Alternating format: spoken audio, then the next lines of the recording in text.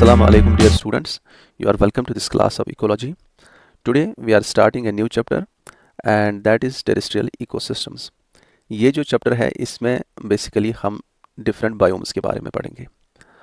आपको मैंने जब इकोसिस्टम पढ़ाया था तो मैंने आपको कहा था कि दुनिया में जो बायोस्फीयर है, जहाँ पे भी दुनिया में लाइफ है दैट इज़ अ बायोस्फीयर, वो बायोस्फीयर दुनिया का सबसे बड़ा इकोसिस्टम है। और आपने ये भी सीखा था कि सेकंड लेवल पे अगर हम देखेंगे ऑर्गेनाइजेशन इस दुनिया में जो इकोलॉजिकल ऑर्गेनाइजेशन है, बायोस्फीयर के नीचे आता है बायोम्स। दुनिया के सारे बायोम्स अगर हम एक साथ लेते हैं उसी को हम बायोस्फीयर कहते हैं। तो इस लिहाज से आप समझ सकते हैं कि बायोम्स जो होते हैं they are the second largest ecosystems of this planet. चाहे आपके ग्रासलैंड्स हों, टेम्परेट ग्रासलैंड्स, आपके ट्रॉपिकल ग्रासलैंड्स हों, बड़े बड़े डेजर्ट्स हों, ट्रॉपिकल फॉरेस्ट्स हों, आपके टंड्रा हों, या जो भी आपके बायोम्स होते हैं, they are basically very large ecosystems. हम इतना कह सकते हैं कि they are the second largest ecosystems after after biosphere. और ये जो इकोसिस्टम्स हैं इन्हीं के बारे में हम पढ़ते हैं। इस चैप्टर में इन्हीं के बारे में हमें पढ़ना है।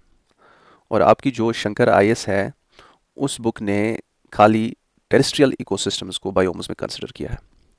दैट डजंट कंसिडर आपके ओशंस, आपके फ्रेश वाटर्स, आपके कोरल रीफ्स, इन चीज़ों को वो बायोम कंसिडर नहीं कर रही है। लेकिन आप रियलिटी में समझेंगे कि बायोम्स जो होते हैं ये बोथ एक्वेटिक होते हैं एज वेल एज टेरेस्ट्रियल होते हैं। ठीक है, there are some aquatic biomes also जिनके बारे में हम आगे पढ़ेंगे इंशाल्लाह। तो इतना अगर क्लियर है, मैंने बायोम के बारे में आपको ऑलरेडी पढ़ाया था, तो वहाँ पे आप उस टॉपिक पे ध्यान देंगे। वहाँ पे यहाँ पे बायोम को ज़्यादा हमें डिस्कस नहीं करना है, वो हमने उसकी इन्फॉर्मेशन थोड़ी आपको दे दी थी कि बायोम में, अभी मैं थोड़ा सा आपको शॉर्ट में रिवाइज करता हूँ कि बायोम जो होता है ये बहुत ही बड़े जोग्राफिकल एरियाज होते हैं जिनमें specific type of climatic conditions होती हैं और specific type of plants and animals, या हम कह सकते हैं specific type of biotic community prevail करती है। कि आपके ट्रॉपिकल फॉरेस्ट्स में जिस किस्म की कम्युनिटी होगी लिविंग ऑर्गेनिजम्स की, प्लांट्स की और एनिमल्स की, जिस किस्म के प्लांट्स और एनिमल्स होंगे उस किस्म के आपके डेजर्ट्स में नहीं मिलेंगे, उस किस्म के आपके पोलर टंड्रा में नहीं मिलेंगे। ठीक है, तो वहाँ पे क्लाइमेट भी खास होता है और क्लाइमेट की वजह से वहाँ पे उस क्लाइमेट के साथ अडेप्टेड खास किस्म के प्लांट्स और एनिमल्स होते हैं। So this is what is called a biome.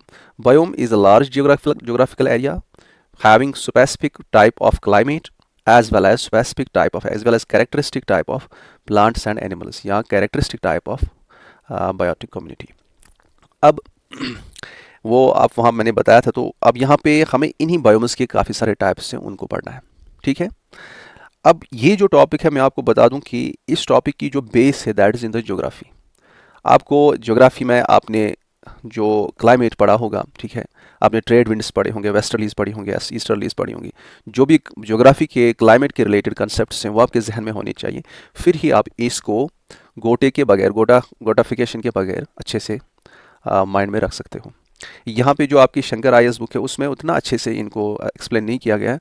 आप अगर फर्दर रेफ़र करना चाहते हो तो आपकी वो ज्योग्राफी में जीसी लियोंग आती है, वो जो ज्योग्राफी की है उसमें जो बायोम्स को उसमें अच्छे से डिस्कस किया गया है। मैंने आज नहीं पढ़ी है लेकिन पढ़ी थी मैंने, वो उसमें अच्छे से बायोम्स को डिस्कस किया गया है। एंड यहाँ पे मैं उससे नहीं पढ़ाऊँगा आपको, लेकिन आप अगर फर्दर चाहते हो कि आपको डिफरेंट क्लाइमेट के साथ उसको ज्वाइन करोगे, खुद ब खुद आप अपनी बेस बनाओगे कि आप इसकी अंडरस्टैंडिंग 100% कराओगे, फर्दर जितना मैं पढ़ाऊंगा इंशाल्लाह क्लियर हो जाएगा।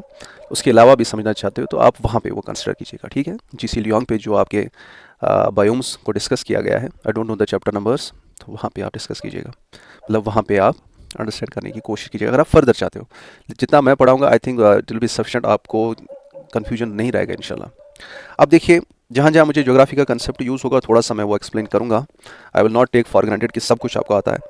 देखिए, यहाँ पे टेरेस्ट्रियल इकोसिस्टम्स में हम सबसे पहले समझेंगे कि टेरेस्ट्रियल मीन्स लैंड। तो ये जो इकोसिस्टम्स हैं, ये जो बायोम्स हैं, ये लैंड के बायोम्स हैं।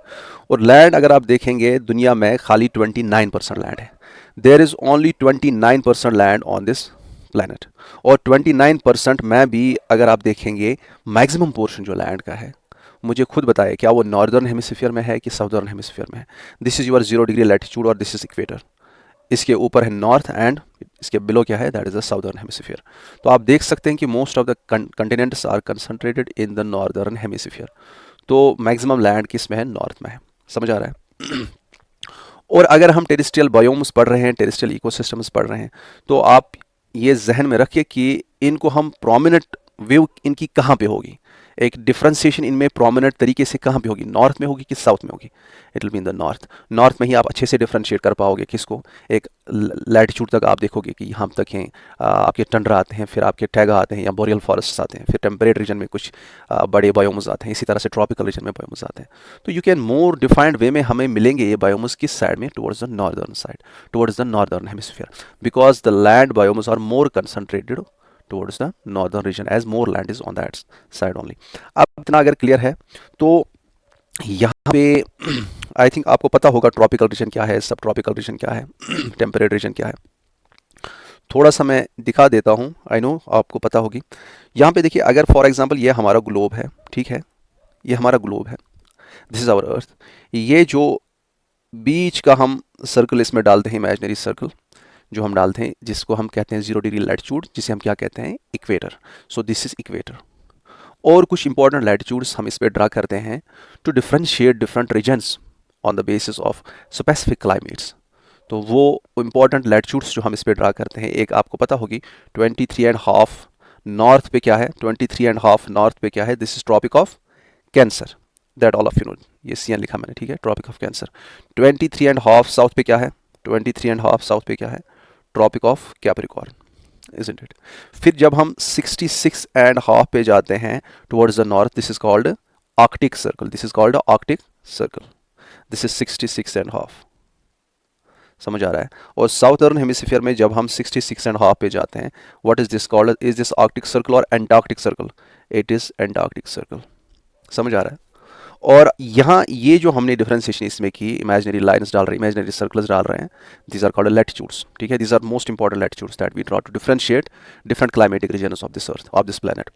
अब यहाँ पे समझने वाली बात यह है कि ये जो रीजन है इक्वेटर के आसपास, ट्रॉपिक ऑफ कैंसर और ट्रॉपिक ऑफ कैप्रिकॉर्न तक, इसे हम कहते हैं, this is called tropical reason.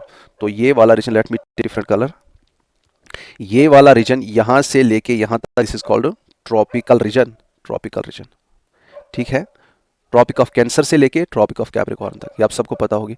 Next reason जो यहाँ पे ट्रॉपिक ऑफ कैंसर से लेके आर्कटिक सर्कल तक, और यहाँ ट्रॉपिक ऑफ कैप्रिकॉर्न से लेके एंटार्क्टिक सर्कल तक, this is called temperate region, this is temperate region, this is temperate region, और यहाँ टेम्परेट जोन आप कह सकते हो।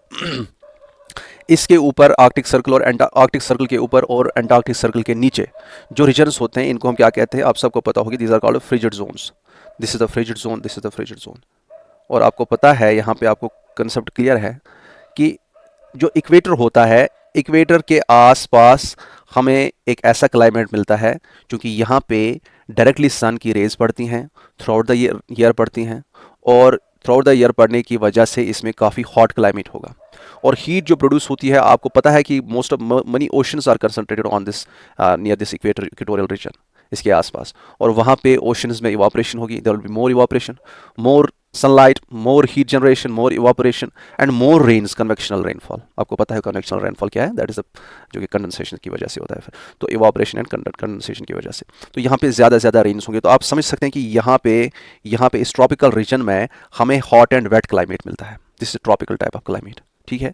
तो ये जोनेशन हम इसलिए करते हैं, इस तरह से हमें डिफरेंट क्लाइमेटिक रीजन इसमें बता देते हैं ब्रॉडली, जो हम यहाँ पे अर्थ ग्लोब पे दिखाते हैं। नेक्स्ट हमारा टेम्परेट रीजन जो होता है, टेम्परेट रीजन में क्या होता है कि इसमें जितना हम इक्वेटर से आप पोल्स की तरफ जा रहे हैं, अब टेम्परेट रीजन आ रहा है, तो आप खुद समझ सकते हैं कि यहाँ पे सन की रेज हमेशा परपेंडिकुलर नहीं होती हैं।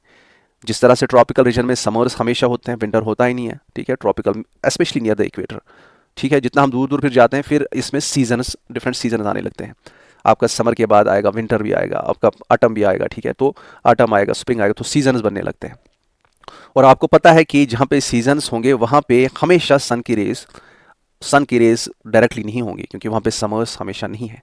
There will be not continuous supply of the sunlight throughout the year, और ज़्यादा सनलाइट नहीं है, थ्रू आउट द ईयर नहीं है, तो आप मुझे खुद बताइए, एक तो थ्रू आउट ईयर नहीं है, दूसरा इसमें क्या होता है कि स्लांटिंग रेज होती हैं। एक कंसेप्ट सीखिए, आपको ये ऑलरेडी पता हो गया, आई नो, कि अगर यहाँ पे ये आपको पता है कि सन जो है, सन मूवमेंट करता है due to the tilt of the earth. आपने पढ़ा होगा टिल्ट ऑफ द अर्थ की वजह से, जो आपने पढ़ा होगा कि जो अर्थ इसके आसपास मूव करती है, फिर कभी कभी ये सन जो है ये मूव करता है from tropic of cancer to tropic of capricorn, तो यहाँ पे सन का मूवमेंट जो होता है, चूंकि अर्थ जो होती है, अर्थ इसके आसपास रिवॉल्व करती है सन के आसपास, रिवोल्यूशन की वजह से जो सन की पोजीशनिंग होती है, कभी सन यहाँ पे आपको ट्रॉपिक ऑफ कैंसर के पास मिलेगा, इसके ऊपर मिलेगा, और कभी वो आपको ट्रॉपिक ऑफ कैप्रिकॉर्न के पास मिलेगा। ये सन यहाँ ऐसे मूव करता रहता है, इस तरह से सन मूव नहीं कर रहा है, सन की पोजीशन चेंज होती है from tropic of cancer to tropic of Capricorn.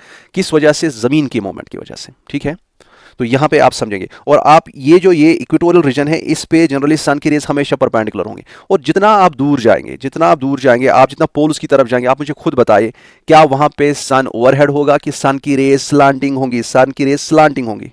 यहाँ तो परपेंडिकुलर है, लेकिन यहाँ पे स्लांटिंग है। पोलर रीजन्स की तरफ जितना हम दूर दूर जाएंगे उतना स्लांटिंग रेज होती हैं, तो ज़्यादा हीट जनरेट नहीं होगी, क्योंकि जितना ज़्यादा सनलाइट को ट्रैवल करना पड़ेगा एटमॉस्फेयर से, तो काफ़ी सारी जो इसकी हीट होती है, काफ़ी सारी एनर्जी जो होती है सन की रेज में, वो डिसिपेट हो जाएगी इनटू द एटमॉस्फेयर। तो जिसकी वजह से अल्टीमेटली जितना दूर हम जाएंगे, पोल्स की तरफ जाएंगे, उतना वहाँ पे सनलाइट की एनर्जी बहुत कम आएगी। They are slanting rays. तो यहाँ पे नतीजा एक ही निकालना है कि हम जब ट्रॉपिक से लेके हम पोल्स की तरफ जाते हैं, हम जब इक्वेटर से लेके पोल्स की तरफ जाते हैं, तो हमारे एनवायरनमेंट में टेम्परेचर डिक्रीज होता है, सनलाइट अच्छे से रिसीव नहीं होती है, टेम्परेचर डिक्रीज होता है, और टेम्परेचर डिक्रीज होने की वजह से इवापोरेशन कम होगी। समझ आ रहा है ना? इवापोरेशन कम होगी, और इवापोरेशन कम होगी तो रेनफॉल कम होगा, रेनफॉल कम होगा, that means precipitation is less. तो दोनों चीज़ें। तो यहाँ पे एक कंसेप्ट आप सीख रहे हैं कि यहाँ पे आपको यहाँ पे एक तो टेम्परेचर भी हाई होगा, दूसरा आपका रेन या रेनफॉल, या जिसे हम कन्वेक्शनल रेनफॉल कहते हैं, वो भी हाई होगा ट्रॉपिकल रीजन में। जितना आप ऊपर जाएंगे या जितना आप नीचे जाएंगे ऑन द लैटिट्यूड्स, ये क्या होता है? Both of them decrease. ये कंसेप्ट ध्यान में रखना है। और जब ये दोनों डिक्रीज होते हैं, ये दोनों चीजें जो हैं, ये प्लांट्स की ग्रोथ के लिए, प्लांट्स की फोटोसिंथेसिस ग्रोथ के लिए बहुत इंपॉर्टेंट है। इवन हम कह सकते हैं टेम्परेचर नहीं, यहाँ पे सनलाइट भी डिक्रीज हो रही है। These are very much necessary for the development of the plants growth and development of plants, और plants पे ही animals पर डिपेंडेंट है। तो आप समझ सकते हैं कि जितना हम पोल्स की तरफ जाएंगे, और जितना हम इक्वेटर से पोल्स की तरफ जाएंगे, चाहे नॉर्थ पोल या साउथ पोल की तरफ जाएंगे, जितना हम चलते जाएंगे, उतना सनलाइट भी डिक्रीज होती है, टेम्परेचर भी डिक्रीज होती है, और उतनी रेनफॉल जो होती है, उतनी जो वाटर अवेलेबिलिटी होती है, वो भी डिक्रीज हो जाती है। दैट मीन्स कि प्रोडक्टिविटी जो होगी, प्रोडक्टिविटी मीन्स कि प्लांट्स कितना प्रोड्यूस करेंगे, कितने सारे प्लांट्स होंगे और कितना वो प्रोडक्शन करते होंगे, कितना मैक्सिमम आउटपुट होता होगा, बायोलॉजिकल आउटपुट वहाँ से, तो वो कम होता जाएगा। समझ आ रहा है? So productivity decrease towards the poles, ये जहन में रखेंगे। ठीक है, I think this much is clear. अगर प्रोडक्टिविटी अब डिक्रीज हो रही है टुवर्ड्स द पोल्स, प्रोडक्टिविटी आपकी क्या हो रही है? डिक्रीज हो रही है। That means less number of plants, less diversity of plants, as well as less number and diversity of animals. और जितना डाइवर्सिटी कम होती है, उतना आप मुझे खुद बताएं, क्या उतना ज़्यादा कम्प्लेक्स फूड चेन्स या फूड वेब्स होंगी, कि उतना सिंपल हो जाएंगी? उतना कम सिंपल हो जाएंगी फूड वेब्स। तो उतना ही आपकी जो फूड वेब्स होती हैं towards the poles, food webs जो होते हैं वो लेस कम्प्लेक्स हो जाते हैं, लेस कम्प्लेक्स हो जाती है, इनकी कम्प्लेक्सिटी डिक्रीज हो जाती है। कि इक्वेटर पे हम देखेंगे, ट्रॉपिकल रीजन में एक जो स्पीशी है, वो उसको खाने के लिए बहुत चीज़ें हैं। एक फॉर एग्जांपल एक टाइगर है, उसको खाने के लिए लोमड़ी भी है, उसको कैट भी है, उसको डॉग भी है, उसको स्नेक भी है, बहुत कुछ चीज़ें हैं उसको खाने के लिए। लेकिन पोलर रीजन्स में जाएंगे, उसको खाने के लिए एक चीज़ है, खाना है तो खाओ, खाना नहीं है तो मर जाओ। दैट मीन्स कि स्टेबिलिटी जब हम देखेंगे, जितनी कम्प्लेक्स फूड वेब्स होते हैं, जितनी कम्प्लेक्स फूड वेब्स होते हैं, तो उतना ही वहाँ पे स्टेबिलिटी रहती है। समझेंगे बात को? तो यहाँ पे जितना हम पोल्स की तरफ जाते हैं, चूंकि फूड वेब्स जो होते हैं ये लेस कम्प्लेक्स बनते हैं, तो इस वजह से क्या होता है कि आपकी जो स्टेबिलिटी होती है वो डिक्रीज हो जाती है। पोल्स, जितना आप पोल्स की तरफ जाएंगे, stability of the ecosystem decreases, productivity decreases, stability decreases, temperature decreases, rainfall decreases, sunlight is decreasing. समझ आ रहा है? इवन सॉइल कंडीशंस भी आपके प्लांट्स के लिए इंपॉर्टेंट है, और सॉइल की कंडीशंस भी डिटीरियरेट हो रही हैं, क्योंकि सॉइल में मेन कंपोजिशन, उसमें खास चीज़ जो प्रोडक्टिव बनाता है सॉइल को, वो होता है ऑर्गेनिक मैटर। जितने ऑर्गेनिज्म्स ज़्यादा होंगे, उतनी उनकी डेथ्स होंगी, और उतना ही सॉइल ज़्यादा एनरिच्ड होगी। तो ज़्यादा ऑर्गेनिज्म्स आपके ट्रॉपिकल रीजन्स की तरफ होते हैं। जितना आप पोल्स की तरफ जाते हैं, तो उतना ऑर्गेनिज्म्स भी डिक्रीज हो जाते हैं, आपके प्लांट्स भी डिक्रीज हो जाते हैं, एनिमल्स भी डिक्रीज हो जाते हैं। तो उतना accumulation of the material, organic material नहीं होगा, उतना सॉइल प्रोडक्टिव नहीं होगी। ठीक है, तो सॉइल की प्रोडक्टिविटी भी डिक्रीज हो जाती है, सॉइल का न्यूट्रिएंट कंटेंट भी डिक्रीज हो जाता है। ये एक जनरल ट्रेंड है, इसमें एक्सेप्शंस कई जगहों पे आपको मिलेंगे, लेकिन एक जनरल ट्रेंड ये रहती है कि जितना आप ट्रॉपिकल रीजन से आप पोल्स की तरफ जाते हो, जब हम ये मैं क्यों बता रहा हूँ, क्योंकि अभी मैं जब आपको ये सारे जब हम पढ़ेंगे, ये इसमें ये जो ये इकोसिस्टम्स हैं, बायोम्स हैं, इनमें आपको ये चीज़ें समझ आएंगे, पहले से ही जहन में होना चाहिए कि हाँ, इसकी हम पढ़ रहे हैं बोरियल फॉरेस्ट की, उसकी प्रोडक्टिविटी ट्रॉपिकल फॉरेस्ट से कम होनी चाहिए, उसकी स्टेबिलिटी ट्रॉपिकल फॉरेस्ट से कम होनी चाहिए। दिस इज ये एनालिटिकल, अगर आप जहन में ये कंसेप्ट अच्छे से बिठाएंगे तो आप इस पे यूपीएससी में डायरेक्ट क्वेश्चन नहीं पूछते कि आपको 4 ऑप्शंस में से सिलेक्ट करना है, नहीं ऐसा नहीं होता है। वहाँ पे चारों आपको पढ़ के एनालाइज करके उसको आंसर निकालना होता है, आप मुश्किल हो जाता है वहाँ पे आंसर निकालना। तो आई थिंक कि ये चीज़ आपको पहले जहन में रहना चाहिए, फिर ही मैं इसको टॉपिक्स को अच्छे से ले लूँगा इसमें। तो ये चीज़ अगर आपको समझ आ गई कि स्टेबिलिटी भी डिक्रीज हो जाती है, सॉइल कंडीशंस भी डिक्रीज हो जाती हैं। और अगर हम देखेंगे, मैंने यहाँ पे एक चीज़ लिखा है, अभी मैं बताऊंगा आगे। The location of different biomes on different latitudes is because of variations in climate and soil conditions.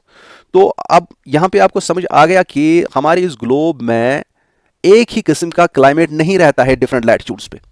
Tropical region में एक क्लाइमेट है, आपके टेम्परेट रीजन में एक क्लाइमेट है, इवन सब ट्रॉपिकल रीजन या सब ट्रॉपिकल रीजन आपको आई थिंक आपको पता होगी, थोड़ा सा मैं बता देता हूँ, ये भी जहन में रखें।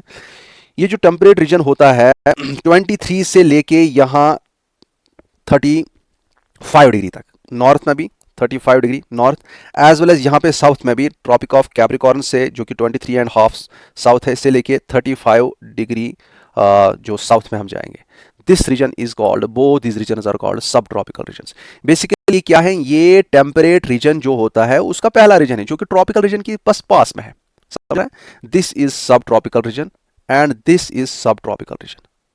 कहां से लेके 23.5 से लेके 35 डिग्री तक, north as well as south में। This is your subtropical region. समझ आ रहा है? तो मेरे कहने का मतलब यह है कि आपका जो क्लाइमेटिक कंडीशन जो होती हैं वो वैरी हो जाएंगी। जो इक्वेटोरियल रीजन में, जो आपके ट्रॉपिकल रीजन में क्लाइमेट होगा उससे डिफरेंट होगा टेम्परेट रीजन में, टेम्परेट रीजन से डिफरेंट होगा आपका पोलर क्लाइमेट जो कि फ्रिजिड जोन में होगा। तो ये क्लाइमेट वैरी होता है। क्लाइमेट ही नहीं, मैंने अभी कहा था कि सॉइल कंडीशंस भी वैरी हो जाती हैं, क्योंकि आपकी प्रोडक्टिविटी उतनी नहीं रहेगी जितना आप पोल्स की तरफ जाएंगे, और जितना आप पोल्स की तरफ जा रहे हैं प्रोडक्टिविटी अगर कम है, less is the decomposed material या less is the humus production, ज़्यादा डेड नहीं होंगे तो एक्यूमुलेशन ऑफ मटेरियल भी नहीं होगा ज़्यादा, तो दैट मीन्स कि सॉइल इज लेस प्रोडक्टिव हो जाती है। अब ये इसी पे ये थोड़ा सा मैं बता रहा हूँ, इसी पे डिपेंड नहीं करता है कि सॉइल प्रोडक्टिव नहीं होगी, कभी कभी एक्सेप्शन इसमें काफ़ी सारी आएंगी।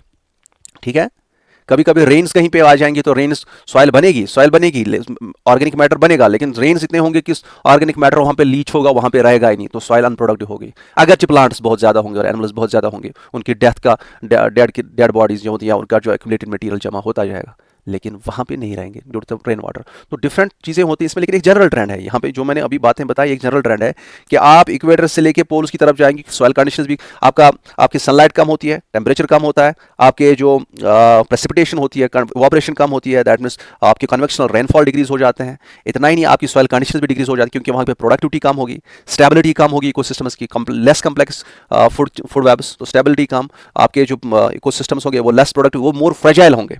आपको क्वेश्चन डाल सकते हैं मोस्ट फ्रेजाइल इकोसिस्टम कौन सा है, मोस्ट अनस्टेबल इकोसिस्टम कौन सा है, वो जो सबसे पोल्स की तरफ होगा, दैट विल बी टंड्रा, जो हम अभी पढ़ेंगे। समझ आ रहा है? तो ये चीज़ें आपको जहन में रखनी है। अब ये अगर आपको क्लियर हो गया तो लेट मी कम हियर, यहाँ पे देखिए आप देखिए यहीं पे the location of different biomes on different latitudes, there is different location of these biomes. यहाँ पे अगर आप देखेंगे, यहाँ पे मैं थोड़ा सा आपको बता देता हूँ, अगर आप यहाँ पे देखेंगे, देखिए हमारे जितने भी बायोम्स हैं यहीं पे आपको मिलेंगे इसी लैंड में। यहाँ पे ऊपर वाले रीजन में जब हम देखेंगे, वो मैं आगे अच्छे से सिखाऊंगा, मैं भी दिखाऊंगा इसके जो ऊपर वाले रीजन्स होते हैं, यहाँ पे जो रेड से दिखाया है, these are what are called, this is the tundra biome, TUNDRA, tundra biome. ये सबसे नॉर्थ में ये बायोम होता है। ठीक है, तो ये टंड्रा रीजन है हमारे। इसके बाद यहाँ पे आप देखेंगे ये जो इस कलर से रिप्रेजेंट किया गया है, this is the taiga, this is the taiga. देखिए यहाँ पे हम दिखा रहे हैं कि डिफरेंट लैटिट्यूड्स पे, सबसे ऊपर वाले लैटिट्यूड्स पे towards the for north, even south में अगर हम नहीं दिखाते, यहाँ पे अंटार्कटिका रीजन है, अंटार्कटिका रीजन में जो है इसमें भी टंड्रा होता है, that is called Antarctic Tundra. ठीक है, this is called Arctic Tundra, तो ये टंड्रा है।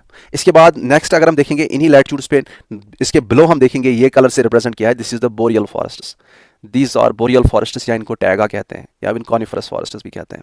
तो ये आपके आगे, इसी तरह से आप इसके नीचे आए तो यहाँ पे मैंने ऑलरेडी दिया है, अब मैं यहीं से बताता हूँ। आपके आएंगे इसी तरह से, फिर आएंगे टेम्परेट रीजन में आपके टेम्परेट फॉरेस्ट्स। ठीक है, आपके टेम्परेट रीजन में आपके और भी कुछ बड़े बड़े बायोम्स आएंगे, एक आएंगे टेम्परेट फॉरेस्ट्स आएंगे, टेम्परेट ग्रासलैंड्स आएंगे। ठीक है, इवन टेम्परेट डेजर्ट्स आते हैं, यहाँ पे मैं डेजर्ट्स भी लिखता हूँ, टेम्परेट डेजर्ट्स भी आएंगे। ठीक है, टेम्परेट रीजन में भी डेजर्ट्स मिलेंगे हमें। इसी तरह से आपके ट्रॉपिकल रीजन में जब हम जाएंगे, ये मैंने अभी कहा आपको what is temperate, what is tropical, keep that in mind. Tropical region में जाएंगे, वहाँ पे आपको फॉरेस्ट्स मिलेंगे, फॉरेस्ट बायोम्स मिलेंगे, वहाँ पे ग्रासलैंड्स होंगे, ट्रॉपिकल ग्रासलैंड्स होंगे, ठीक है। आपको पता होगी व्हाट आर सवानास है, व्हाट आर प्रायरीज, बस ये सारी चीज़ें इसमें आएंगी। अब यहाँ पे ट्रॉपिकल रीजन में आपको डेजर्ट्स भी मिलेंगे। तो कहने का मतलब यह है कि इन्हीं डिफरेंट रीजन्स में आपके डिफरेंट बायोम्स कंसंट्रेटेड होंगे, लोकेटेड होंगे। क्योंकि मैंने आपको कहा कि बायोम हम उसे कहते हैं एक लार्ज ज्योग्राफिकल एरिया जिसका एक स्पेसिफिक कैरेक्टरिस्टिक क्लाइमेट होता है, और जिस क्लाइमेट की वजह से उसमें कैरेक्टरिस्टिक वेजिटेशन, कैरेक्टरिस्टिक प्लांट्स और एनिमल्स होते हैं। तो बायोम जो है ये बेसिकली लैटिट्यूड्स पे, डिफरेंट लैटिट्यूड्स पे लोकेटेड होंगे। समझ आ रहा है? आपके टंड्रा बायोम जो है वो आपके ट्रॉपिकल रीजन में नहीं मिलेगा आपको। आपके ट्रॉपिकल रेन फॉरेस्ट आपको टेम्परेट रीजन में नहीं मिलेंगे, आपको वो पोलर रीजन में नहीं मिलेंगे, फ्रिजिड जोन में नहीं मिलेंगे ट्रॉपिकल रेन फॉरेस्ट, जिनकी हम अभी जिक्र करेंगे, यहाँ पे वो इक्वेटर के आसपास होते हैं। तो the different biomes are located at different locations on the, और we can say at different latitudinal extents. समझ आ रहा है? At different locations. ये चीज़ अगर आपको समझ आ गया तो यहाँ पे मैं आपको बताऊंगा कि हम जब ये बायोम्स पढ़ेंगे तो बायोम्स में आपको बेसिकली हम क्या बताएंगे, बायोम्स हम कैसे याद रखेंगे, अच्छे से कैसे समझेंगे, क्योंकि ये जो बायोम्स है इसको माना जाता है कि ये सबसे टिपिकल टॉपिक है, ये सबसे डिफिकल्ट टॉपिक है। डिफिकल्ट नहीं है, एक बार समझ आ गया ना फिर अच्छे से मज़ा आता है इसमें, इसको पढ़ने में। देखिए अब यहाँ पे आपको समझ आना चाहिए कि पर्टिकुलर बायोम में हम देखते हैं पर्टिकुलर क्लाइमेट होता है, क्लाइमेट होता है, ठीक है, पर्टिकुलर क्लाइमेट होता है। अच्छा, और इसी क्लाइमेट के साथ क्या अडेप्टेड होते हैं, क्या फ्लोरा एंड फाना। फ्लोरा मीन्स प्लांट्स एंड फाना मीन्स, आप खुद बताए, फाना मीन्स एनिमल्स। तो इसी के हिसाब से यहाँ पे फ्लोरा एंड फाना होता है। समझ आ रहा है? और फ्लोरा एंड फाना क्लाइमेट पे ही डिपेंड नहीं करता, ये जो फ्लोरा है, ये जो प्लांट्स होते हैं, इवन ये सॉइल कंडीशंस पे डिपेंड करते हैं कि सॉइल कैसी होगी, उस पर भी ये डिपेंड करते हैं। Do you understand? और यहाँ पे क्लाइमेट की जब हम बात करते हैं, इवन सॉइल की बात करते हैं, मोस्टली क्लाइमेट ये डिपेंड किस पे करेगा, लोकेशन पे, कि किस जगह पे लोकेटेड है। तो आप देख सकते हैं किस तरह से ये एक साथ ये मिलते हैं, and these will define what type of biome you will get at a place. इन्हीं चीज़ों पे हमें कंसंट्रेट करना होगा कि कैसा किसी बायोम के बारे में हम पढ़ेंगे, सबसे पहले आपको लोकेशन पता होनी चाहिए कहाँ पे है, और लोकेशन से ही आपको पता चलेगा कि वहाँ पे क्लाइमेट कैसा होगा, वहाँ पे ईस्टर्लीज होंगी, वेस्टर्लीज होंगी, ट्रेड विंड्स क्या होगा, वहाँ पे कौन सी चीज़ होगी, ठीक है। तो वो आपको समझ आएगा कि वहाँ पे क्या होगा, और क्लाइमेट के साथ साथ आपको फिर समझ आएगा कि सॉइल्स कैसी होंगी वहाँ पे, क्या सॉइल में न्यूट्रिएंट जमा रहते हैं कि लीच हो जाते हैं, क्या एसिडिक सॉइल्स हैं, क्या बेसिक सॉइल्स हैं, क्या ऑर्गेनिक मैटर ज़्यादा है कि इनऑर्गेनिक मैटर ज़्यादा। तो ये चीज़ें आपको वहाँ पे समझ आएंगी, फिर उसी के हिसाब से आप समझेंगे कि फ्लोरा एंड फाना वहाँ पे क्या होगा। तो यही चीज़ें जो है, यही हर बायोम के बारे में आपको पढ़नी है। और लास्ट में एक चीज़ और आपको पढ़ना है कि एंथ्रोपोजेनिक इफेक्ट्स क्या हैं, कैसे ह्यूमन बींग्स का इफेक्ट क्या है इस पर, या ह्यूमन बींग्स वहाँ पे हैं कि नहीं है, किस जगह पे हैं, क्या कर रहे हैं। तो ह्यूमन्स के रिलेटेड जो भी एस्पेक्ट्स होंगे वो भी इसमें पढ़ने होंगे। This is the way you have to study the bio.